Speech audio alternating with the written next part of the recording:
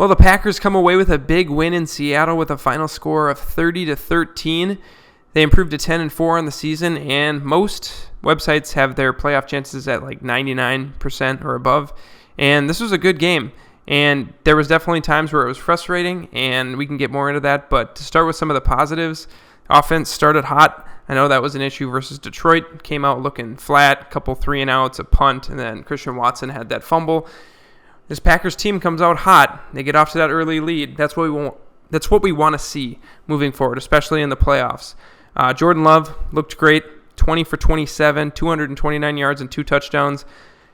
He had that throw along the left sideline of Christian Watson that I think is one of the best throws I've seen Jordan Love make. So he can sling it, and he's been putting the ball in spots where only the receivers can get it, and never really made any bad throws.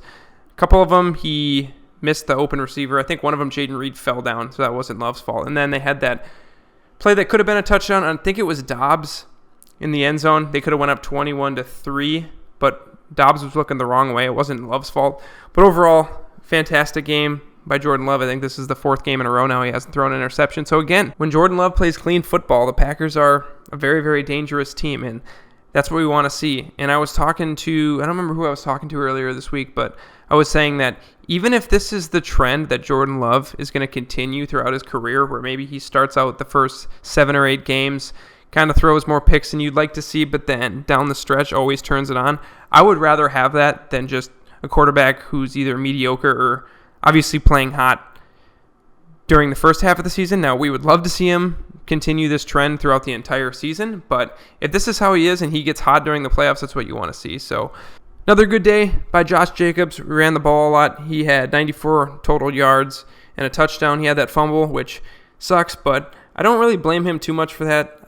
Seattle defender made a good play, punched the ball out. That kind of swung the momentum. I didn't think that Seattle was probably going to get a touchdown if that doesn't happen.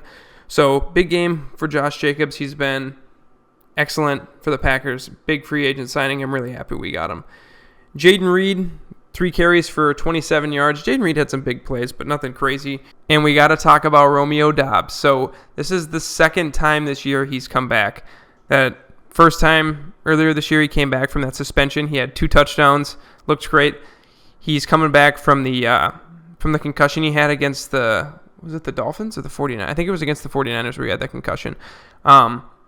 Came back and 2 touchdowns. He looked great. He had that touchdown in the 4th quarter that kind of sealed the game. That was just that was an insane catch. So shout out to Romeo Doubs because he had a phenomenal game.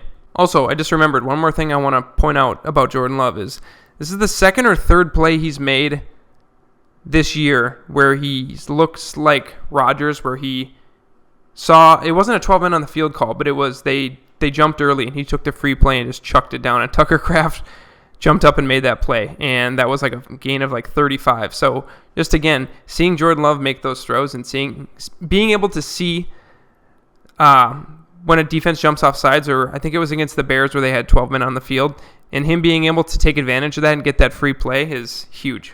Also, Brandon McManus, can we sign him for another couple years because he's been awesome? I don't cross my fingers, and I'm not terrified every time he goes up to kick because he's been solid. I think he's only missed 1 field goal this year, and I love that we signed him. I think if the Packers had kept Anders Carlson or Braden Narvison, I think this Packers team would have a couple more losses on their record, to be honest with you. So Brandon McManus, really, really glad we picked him up. And then the defense, my God.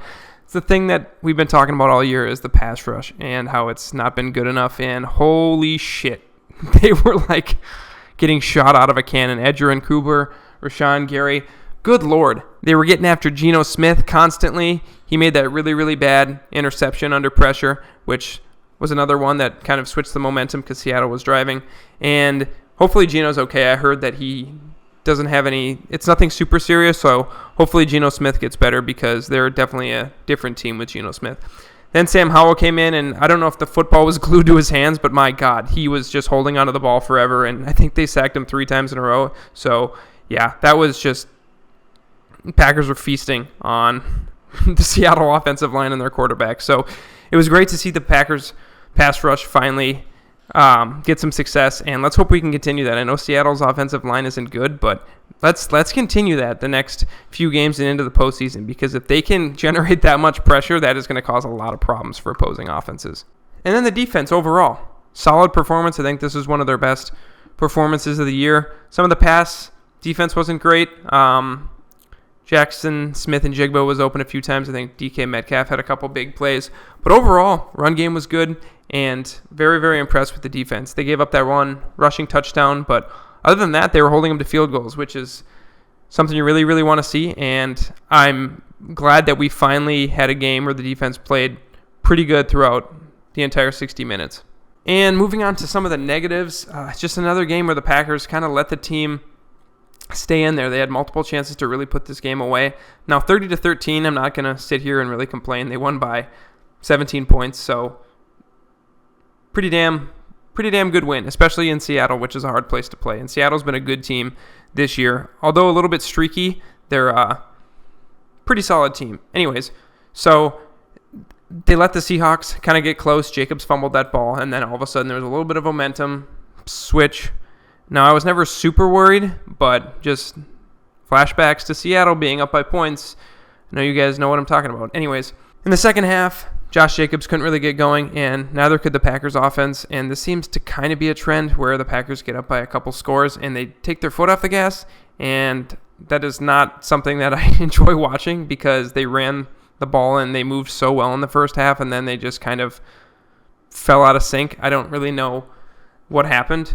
And, again, let Seattle get close. This game could have been 45-6, 45-13. But, yeah, I think that's something that they're going to have to clean up come January, because if they take their foot off the gas against teams like Detroit or Philadelphia, it's not going to do them any good, because those teams can put up 35, 40 points a game. And then also, I love Matt LaFleur. I think he is an offensive genius. Some of the ways he has receivers wide open is just crazy. I don't understand it, but his play calling sometimes makes me want to scream at the TV. Like, why are we running it out of shotgun on 4th and 2? And sometimes there was 3rd and 1, and it's like they know you're going to give it to Josh Jacobs right up the middle. Like, can we be a little bit more creative with some of the play calling? It's just, sometimes it's infuriating. His challenge again, 0 for 6 on challenges, I think, this year. So sometimes it's just frustrating. I just wish he would be a little bit more creative and not be so predictable. But yeah, I'm not going to dwell on the negatives. You want to see him put it all together. I feel like they're so close, and they're heating up. And they're heating up at the right time. So Packers got the Saints next Monday night, and I think they will improve to 11-4. And I'm really happy they got this win tonight, because this was a game that I thought they were going to lose. I thought it was going to be close, but the history we have in Seattle, I just thought that this game was going to come down to the wire and we were going to lose on like a last-second field goal. So let's hope the Packers can continue this momentum and run the table.